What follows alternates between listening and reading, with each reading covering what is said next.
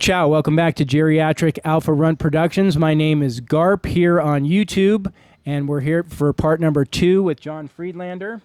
And I wanted to get into talking about AI with you. I can imagine that AI is a big part of just the industry that you're in, with it kind of taking over features and instruction and all kinds of things. Do you have any opinions on where we're going with this AI thing? I'll tell you about my experience directly and then offer an opinion and some viewpoint on that.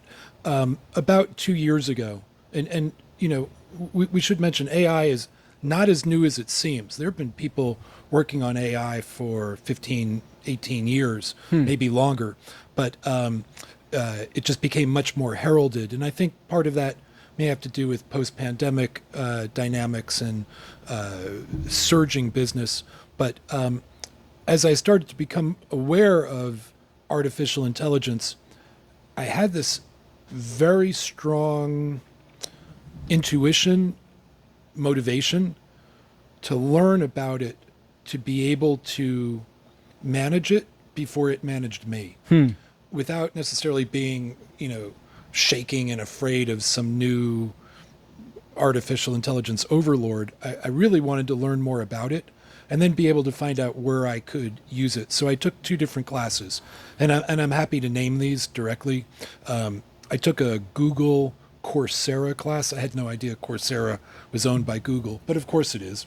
It was a prompting class, less than $60. And what it helped me with was, and these are both online courses that I'm referring to. What it helped me with was learning how to prompt AI to better manage my inputs for more refined outputs. And I learned that prompting is really, there's an art and a science to it, and it not to be complicated, but the complexity of it will help not only refine what I'm looking for, but help me then trigger future cascading results from my initial inquiry. And then a couple of months later, I took a very high-level AI course at UT, excuse my voice, UT Austin at the McCombs School of Business. Oh, wow. They had a certificate class designed for business leaders. It was called AI for Business Leaders. I'll be frank with you, it was hugely complex. Thankfully, the students are baked into teams, because on my own I probably would have floundered, but fascinating deep dive into the use of AI, the deliverable of AI, and creating AI within business units. Is it better to buy AI? Is it better to develop it in-house? End user needs, justifications. But anyway, through all of this, I became a little bit more fluent. Still have a long way to go. But what I've found, when you ask how it applies to my business world, number one, we have to protect privacy. Like if I'm working for company XYZ, I can't go into AI and say, I need a threat assessment module for company XYZ. I have to privatize everything. And even where we work, we're licensed on an AI platform that's part of one of our overall platforms for email and documents and communications. But there's a need to manage client privacy above all else. So that's number one. Number two, there are certain platforms that are much more fluid and much more refined for physical security. And I don't know if that's because of all of the literature uploaded to them or the nuanced web searches that they conduct, but there are a couple that are much more results oriented for me in physical security, a little bit less so in threat management. I will name the platform I find is most eloquent is Claude by Anthropic. I also use... So is that like a Grok or a... It's just like any of them, but it's, to me, the most refined in language and the most eloquent in its responses. So, and that's the big thing I've noticed about AI is it gives you like that very like, and like gives you kind of like a conversational, it's different than just facts, right? Absolutely. And when I put a professional inquiry in, when I put in a sort of complex request, it's very different than if I'm asking it to program a fitness session for me, right? It's different needs. I really have found Claude quite useful. The other one I'd like to tell your audience about that is somewhat newer is Lumo, Lumo. And that's on the Proton platform. Proton is a very good, very reliable email and web surfing oriented toward privacy controls. Wow. Very protective, very well encrypted. Nothing is perfect, and I consider everything vulnerable. I'm not a digital security guy. I'm not a network security guy, but I work with them quite closely. So in the Proton environment or the Proton network, there's an AI platform called Lumo, Lumo. It's very privacy oriented. If I had a medical question about I've been prescribed a new medicine or I have to go have a procedure, I think most likely I'd go to Lumo with that. But one thing I've learned is to always check the response. If it's high importance, is to check responses through another platform. And you can parse or sort of carve those inquiries, same intent, same direction, but with slightly different dynamics, and just see what the outcomes are. Wow. In terms Super of, interesting. Thank you. And yeah, exciting, super exciting. In terms of where this goes in my business, I think we have a unique feature. Many businesses are worried about AI replacing employees, Right. jobs being lost. Sure. The primary function in security consulting is to develop a relationship of trust with the client. And an AI platform can't do that.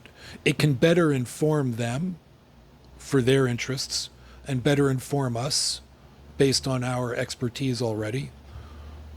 But a relationship of trust and a relationship of confidence and credibility, that's this. That's, elbow distance, walking through home, facility, being told where vulnerabilities are, being told where confidences are. Where do you feel safe? Where do you not feel safe?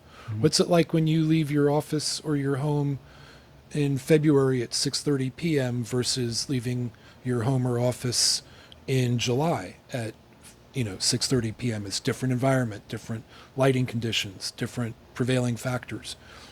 Yeah, you can do checklists and questions and responses in an automated platform, but the confidence of being able to rely one on another, human trust, is sort of inviolate. I do know of several emerging platforms in threat management for artificial intelligence, and it's very exciting. It's also exceptionally early. It's infant stage, maybe even pre-infant stage. I'll be very excited, very curious to see where this goes in 3 to 5 years. Do you think that people will be putting like chips in their bodies to up and out? I would think so. I think it makes sense. Why not? Well, and especially these young kids who are like, yeah, give me a phone in my wrist. Like, what's the fear? I think a halfway point are the glasses, Right. Right. almost like the windshields with visuals in them. Right. But from a wearable peripheral to something embedded, as long as it's safe and can't be hacked, right? I wouldn't want to be getting bum info, particularly if I'm a soldier on the battlefield, be redirected against your enemy. Isn't it crazy how far we've come in a mere 100 years? Like think of 1926. I mean, there was automobiles, but people didn't generally own automobiles and weren't driving automobiles even around and stuff. I mean, yes, they were around, but they weren't for regular people.